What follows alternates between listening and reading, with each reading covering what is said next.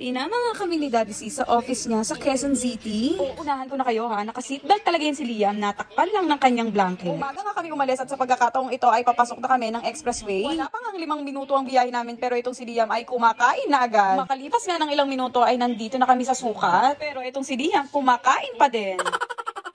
Kapag nga tinatapat ko sa kanya yung camera ay nahihiya-hiya pa nga. Hindi nga dapat kami sasama ni Liam kaya lang si Daddy C ay kinukulit kami. At sa mga puntong ito ay malapit na nga kami sa office nila Daddy C. Pagkarating nga namin dito ay hindi na nga kami sumama kay Daddy C sa loob. Dahil itong si Liam priority talaga ang pagkain. Sabi ko nga ay buti na lang always prepared ako at lagi nga akong may dalang pagkain. Ako sinasabi ko naman talaga sa inyo na kapag si Liam talaga ang anak mo kailangan lagi kang may bitbit na pagkain. At sa mga puntong ito nga ay naiinip na si Liam kaya naman pinuntahan na sa loob si Daddy C. Cute na cute nga ang mga tao sa kanya dito kaya naman sinamahan siya papasok sa loob. Ang sabi nga ang taba daw ni Liam. Ang sabi ko naman macho lang po.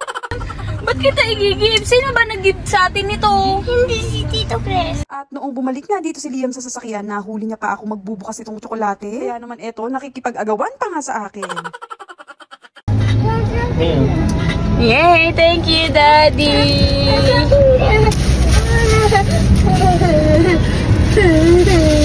Tapos nga niyan ay binilhan kami ni Daddy C ng drinks at umuwi na rin kami. So ayun lang, bye!